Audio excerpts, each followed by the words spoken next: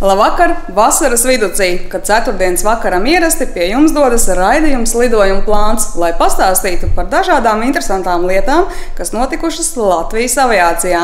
Bet sāksim ar atgriešanos pagātnē. Jāatzīst, iepriekš esam stāstījuši par dažādu lidmašīnu būvi un pārbūvi. Šoreiz kārta pienākusi Padomju Savienībā ražotam pasažieru lainerim Il-18, kas pēc turīgu cilvēku pasūtījuma no vienkāršas ekonomu klases lidmašīnas pārtapa par ekskluzīvu gaisa kuģi. Darbība risinājās Latvijā pagājušā gadsimta 90. gados. Drīz pēc valsts neatkarības atgūšanas Latvijā tika dibināta aviosabiedrība Konkurs, kas pamatā nodarbojās ar čārteru aviāciju. Pēc vairāku gadu darbības sabiedrība iegādājās lidmašīnu Il-18. Saskaņā ar oficiālo versiju tas bijis Krievijas aviosabiedrības Aeroflot pasažieru laineris. Arī Rīgā tā nonāca ar Aeroflotas krāsojumiem. Taču saskaņā ar visai drošo mūsu rīcībā esošo informāciju, patiesībā šī lidmašīna tika izmantota izlūkošanas, nevis pasažieru pārvadāšanas vajadzībām. Taču ne par to šajā reizē ir mūsu stāsts. Šai lidmašīnai bija paredzēts kļūt par unikāli pārbūvētu luksus klases lidaparātu. Kāds klients vēlējās savērtus lidojumus un lūdza, lai puse lidmašīnas salona tiek pārbūvēta atbilstoši viņa smalkajām vēlmēm. Darbs tika uzticēts Latvijas aviācijas inženierim Nikitam Bogdanovam. Viņš aviācijā strādā kopš pagājušā gadsimta 70. gadiem. В авиации, скажем, я попал в авиацию в 1974 году после окончания школы. Aviācijā es nonācu 1974. gadā. Pēc vidusskolas pabeigšanas, kad sāku strādāt Kazahstānā, avio remonta rūpnīcā. Mēs remontējām lidmašīnas An-2. Tieši tādas, kāda redzama mums fonā. Tautā tās vēl mēdz saukt par kukuruzņikiem. Kā atslēdznieks šajā rūpnīcā nostrādāju gadu līdz iestājos institūtā. Jo tolaik varēju izjust lielās aviācijas garšu un sapratu, ka visa mana turpmākā dzīve būs saistīta tikai un vienīgi ar aviāciju. Sākotnēji Nikita esot cerējis kļūt arī par pilotu, taču izbrāķēts redzes dēļ viņš Rīgas Civilās aviācijas institūtā izmācījās par aviācijas inženieri. Pēc studijām Nikita strādāja Padomju Savienības aviācijas milzī Aeroflot. Darbs gan viņu no Rīgas aizved uz Krasnojarsku, bet Latvijai atgūstot neatkarību, Nikita atgriezās Rīgā. В Аэрофлоте я проработал порядка 8 лет, после чего пришел опять в General Aviation. Aeroflotē nostrādāju 8 gadus, pēc kā nonācu vispārējās nozīmes aviācijā. Tas jau bija Padomju Savienības sabrukums. Pie mums parādījās Amerikā ražotās lidmašīnas Cessna, Piper un tam līdzīgas. Tā nu es pievērsos vispārējās nozīmes jeb mazajai aviācijai. Vēlāk viņš ir strādājis arī Latvijas Nacionālajā aviosabiedrībā Air Baltica, kur viņa galvenais darbs bija plānot lidmašīnu remontus, sekot līdz tehniskajām apkopēm un visādi citādi gādāt, lai lidaparāti būtu droši un atbilstoši sarakstam dotos savos reisos. Taču vēlāk viņš atkal pievērsās vispārējās nozīmes aviācijai un šo darbu veic arī šodien. Сейчас работаю так называемая компания Q-Nord. Šobrīd strādāju uzņēmumā Q-Nord, kur gādāju par vispārējās nozīmes aviācijas lidaparātu tehnisko stāvokli, regulārām apskatēm un remontiem. Šo darbu veicu ne tikai lidmašīnām Latvijā, bet arī Somijā un apvienotajos Arābu Emirātos. Pa vidu strādāšanai Nikita arī īstenoja savu sapni un kļuva par pilotu. Turklāt kļuva arī par lidaparātu īpašnieku, taču arī par to nav mūsu šodienas stāsts. Esot inženierim, Nikitam bija iespēja iemēģināt savu roku arī pie lidaparātu pārbūves. Tostarp uzlabojis viņš ir arī pats savu lidmašīnu, taču joprojām neparastākais pārbūves darbs saistās ar jau pieminēto Il-18. В принципе, это все началось с того, что мы переделывали салон на Ан-28. Это такой двухдвигательный турбовинтовой самолет. Так же самое для желания хозяина. Viss sākās ar to, ka pārbūvējām divdzinēju turbopropelleru lidmašīnas An-28 salonu.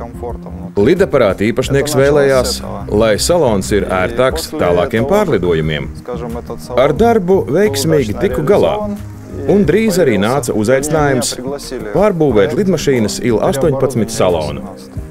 Tolaik Nikita pie lidmašīnu pārbūves strādājis bez konkurentiem. Neviens cits aviācijas tehniķis šajā jomā nebija specializējies. Tā nu viņš saņēma arī čārterkompānijas Concors pasūtījumu. У них был такой один интересный проект, когда они получили самолет Il-18. Viņi bija tikuši pie 4 dzinēju turbopropelleru pasažieru lidmašīnas Il-18. Kompānijai bija kāds klients, kas šajā lidmašīnā vēlējās sev atsevišķus apartamentus, tā lai tālos lidojumos varētu doties ar visām ērtībām. Arī gultu, sievu, sekretāri un citiem pavadoņiem. Man tika dots uzdevums šo salonu izplānot, uzprojektēt un uzstādīt lidmašīnā. Izvērtējot klienta vēlmes, tika nolemts pasažieru lidmašīnas salonam viducī iebūvēt durvis un sākt lidmašīnas pārbūvi. Darbs bijis pamatīgs izaicinājums un neiztika arī bez grūtībām, kā nekā pa lielam lidmašīnas salons tāda izstiepta truba vien ir. Вся проблема была в том, что в трубу надо было вместить спальню. Tur arī bija galvenā problēma. Kā tajā caurulē iemānīt guļamistabu un kabinetu. Nācās krietni padomāt, kā ideju un ar kādiem materiāliem īstenot dzīvē. Turklāt, kā jau pie luksus lietām pierasts, arī te klients gribējis sev flīzes, ozolkoku un zeltu, bet visas šīs mantiņas ir krietni smagas. Savukārt lidmašīnas gadījumā katrs liekais kilograms ir papildus izmaksas. В авиации, естественно, каждый грамм самолета, каждый грамм избыточной массы. Aviācijā katrs liekais grams lidmašīnas eksploatācijas gadu laikā izmaksā kilogramu zelta. Piemēram, ja lidmašīna būs par 10 gramiem smagāka, tad 30 gadu laikā, kamēr lidaparāts tiks eksploatēts, šie grami izmaksās 10 kg zelta.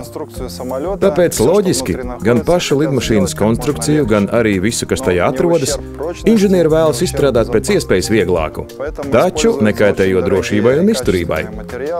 Tāpēc lidmašīnu būvē izmanto ļoti augstvērtīgus un vieglus, bet izturīgus materiālus. Piemēram, tiek izmantoti alumīnija sakausējumi, arī titāna sakausējumi un īpaši kompozīta materiāli, arī karbona un kelvāra šķiedras, arī stikla plastika. Kaut stikla plastika izmanto salīdzinoši nedaudz, jo tas tomēr ir diezgan smags materiāls.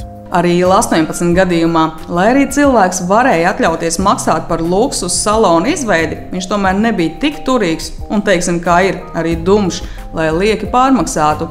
Finālā visas ozolkoka mēbeles patiesībā bija veikli izveidota imitācija. Когда делают, конечно, такие салоны, то все это маскируется специальными пленками, специальным покрытием, которое, скажем, закрывает, из чего это сделано, а вид получается. Izstrādājot šādus īpašus salonus, visi patiesie materiāli tiek maskēti ar īpašām plēvēm vai virsmām.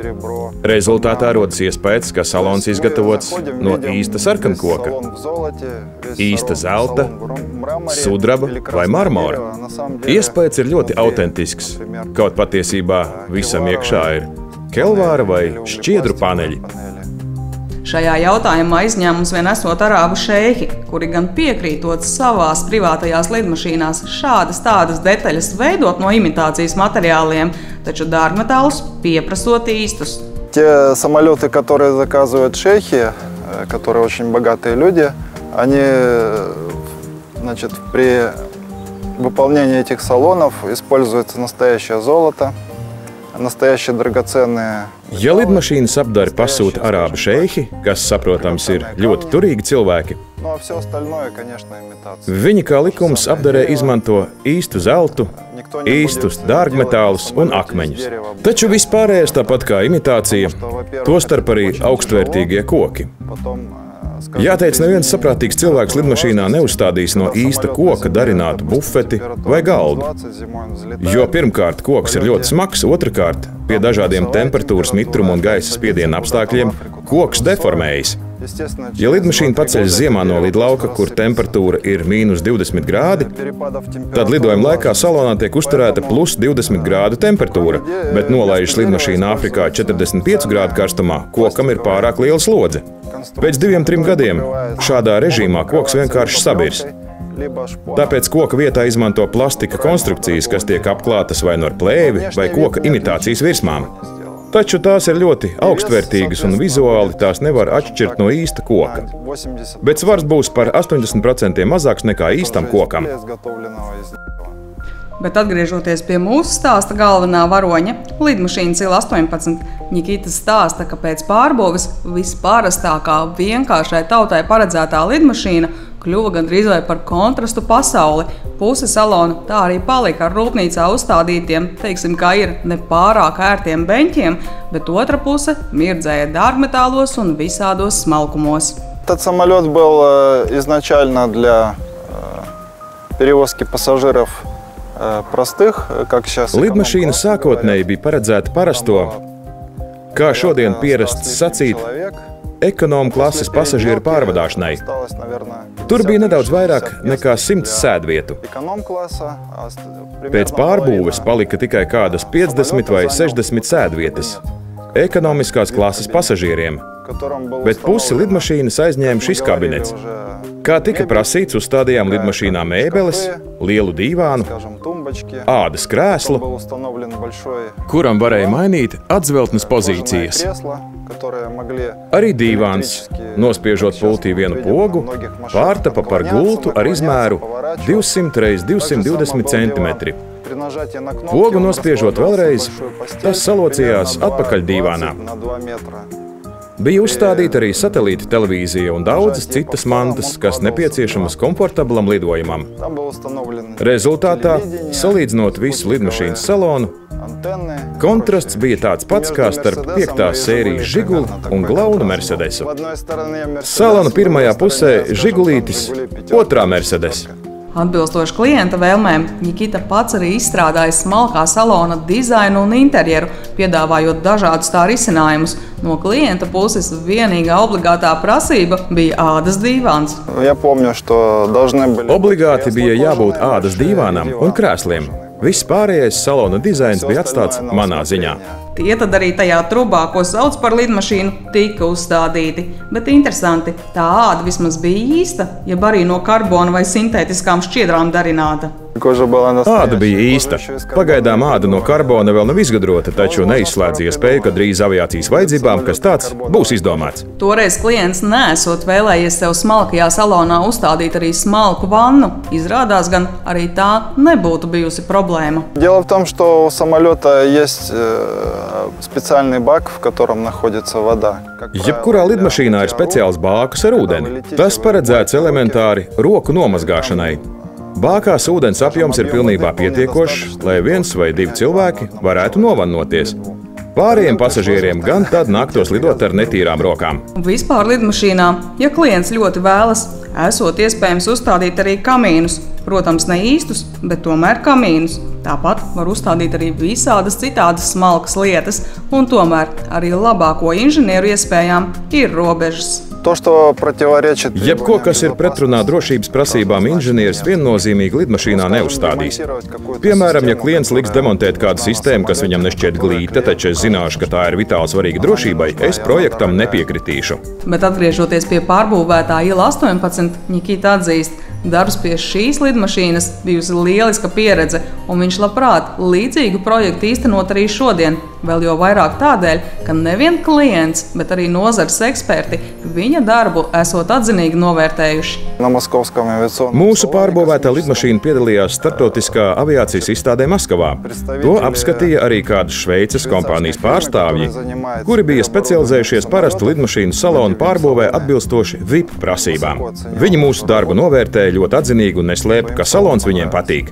Nikitam ar pārbūvēto Il-18 bija iespēja veikt testa lidojumus, taču kāds bija lidmašīnas pielietojums pēc pārbūves un kas ar to lidoja, viņš gan nemāk sacīt. Kurš lidoja ar šo lidmašīnu, es nezinu, taču tā diezgan ilgstoši veids lidojums no Latvijas uz ārvalstīm. Bet kas vēlāk ar pārbūvēto lidaparātu notika, es diemžēl arī neesmu pētījis. Jāatzīst, mums gan izdevās noskaidrot, ka smalkais, turīgiem cilvēkiem paredzētais lidaparāts savas gaitas beidza diezgan skumji ar avio katastrofu, kas notikusi tikai tādēļ, ka lidmašīnai nebija saulaicīgi veiktas tehniskās apkopes. Bet mēs būsim atpakaļ pēc īsas pauzes, lai atbildētu uz jūsu iesūtītajiem jautājumiem, kā arī pastāstīt par kādu interesantu pasākumu. Nepārslēdziet kanālu!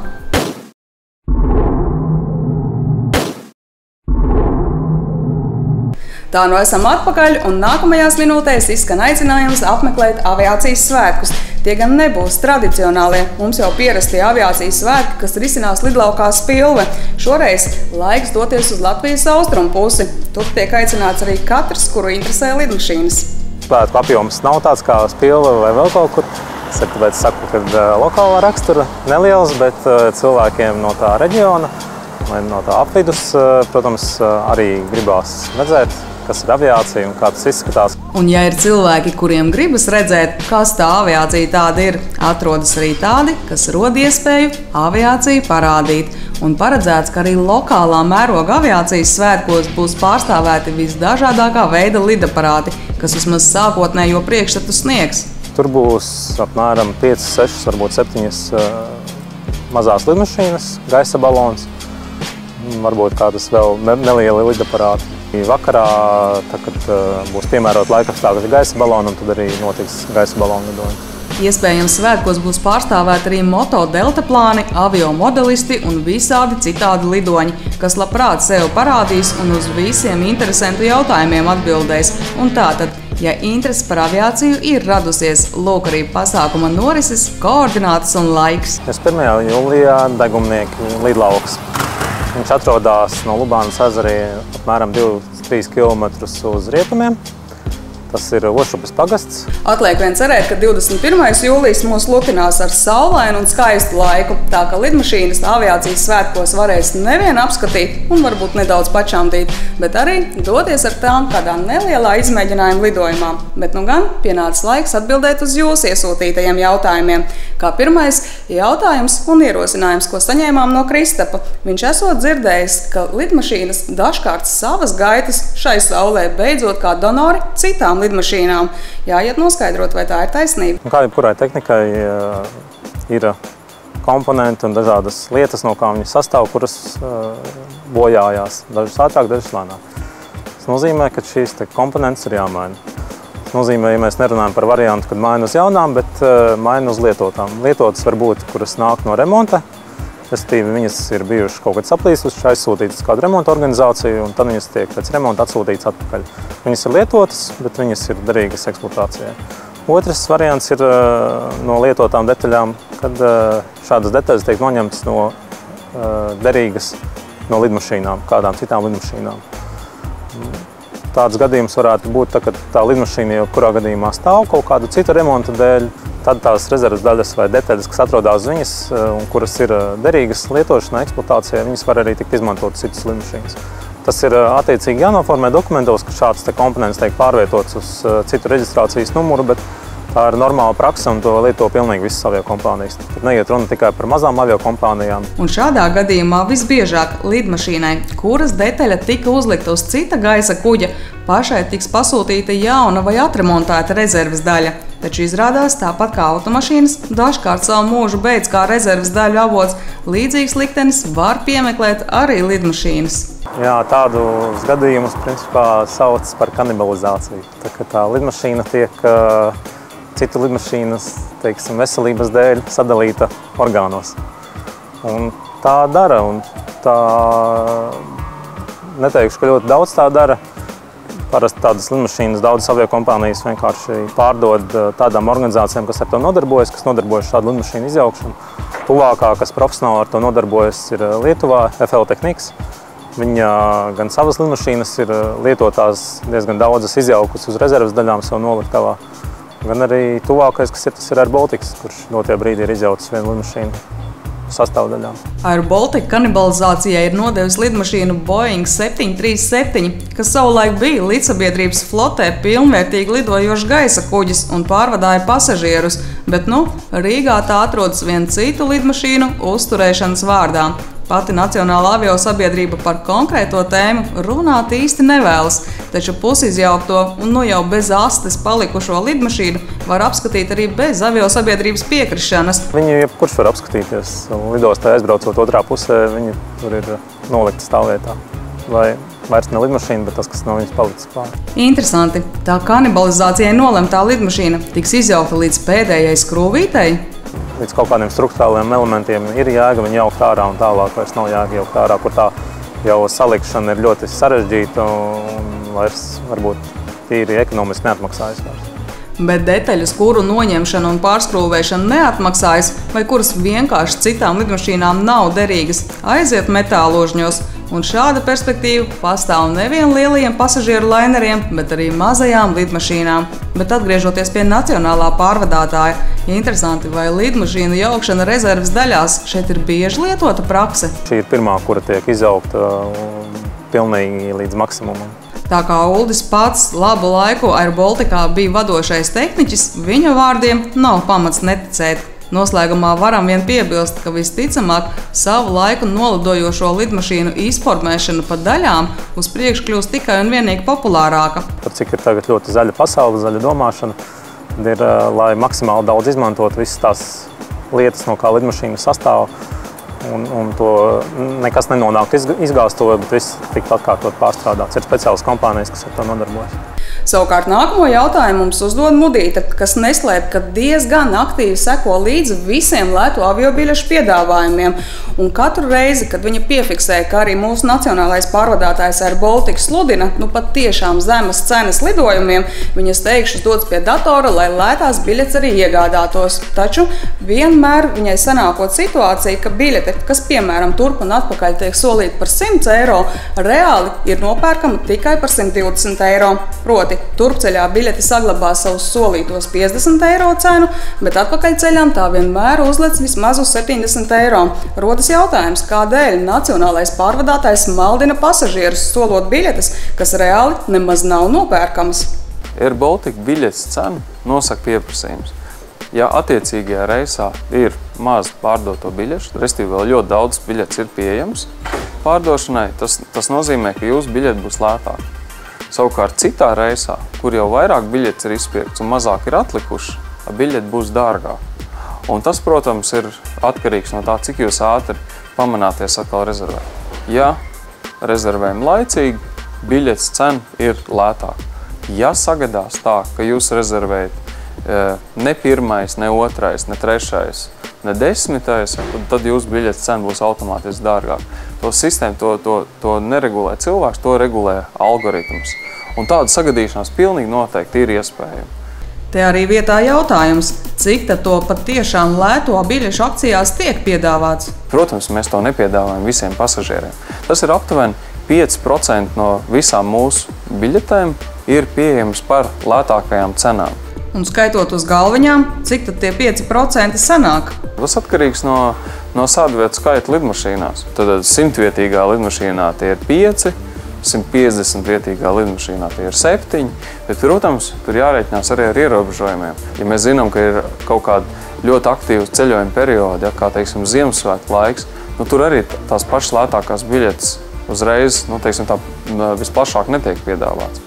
Akcijās tiek piedāvāts tieši tie periodi, kur mēs vēlamies stimulēt to, lai veicinātu to, lai cilvēku lido. Interesanti. Kaut kur ir iespējams uzzināt, kad tās akcijas tiks organizētas, lai zibenīgi rīkojoties izdotos tai pieciniekā tikt? Mēs to laiku arī neslēpjam. Visiem tiem, kas ir pierakstījušies uz mūsu e-pasta piedāvājumiem, viņš tiek arī atklāti sludināts jau laicīgi un iepriekš. Un tie, kas seko mums līdzi Facebook un Twitter, tie arī, protams, uzzina vai seko līdzi mājaslapai. Tas nav nekas tāds, ko mēs gribam slēpt, jo mēs jau negribam noslēpt tās aviobiļetes. Mēs jau viņas gribam pārdot. Taču fakts ir arī tas, ka lidsabiedrība, lai arī vēlas stimulēt cilvēkus uz ceļošanu, patiesībā ir ieinteresēta biļetes pārdot pēc iespējas dārgāk. Aviokompānijas nepelna no lētajām biļetēm. Lētās aviobiļetes ir veids, kā veicināt pieprasījumu. Un no lētās aviobiļetes mēs negūstam peļņu. No lētā aviobiļete mēs dodam iespēju kādam aizceļot. Savukārt kāds, kas plānos pēdējā brīdī, viņš samaksās par sevi, gan arī par to, kas aizceļojas par zemāku naudu. Tā kā atliek vien secināt, ja patiešām gribas lidot pa lēto, nekas cits neatliek, kā sekot nacionālā pārvadātāja aktivitātēm sociālajos tīklos un interneta mājaslapā. Bet gan pienācis laiks mums uzdot savu konkursa jautājumu. Un tātad, Vai Nacionālā aviosabiedrība kādu no savas flotes lidmašīnām kādreiz ir nodevusi kanibalizācijai? Ja jā, tad kādas markas lidmašīnu un kura pēc skaita tā ir? Esi pirmais, kurš atsūta pareizo atbildu uz e-pastu lidojumplāns@lidojumplāns.lv un balvas būs tavējās. Bet nu gan man laiks pienācis atvadīties. Paldies, ka šo pusstundu pavadījāt kopā ar mums. Tiksimies jau pēc nedēļas ar jauniem stāstiem, lai jums ir jauka nedēļa. Bet, ja plānojat doties kādā lidojumā, lai lidojumam labvēlīgs laiks. Atā!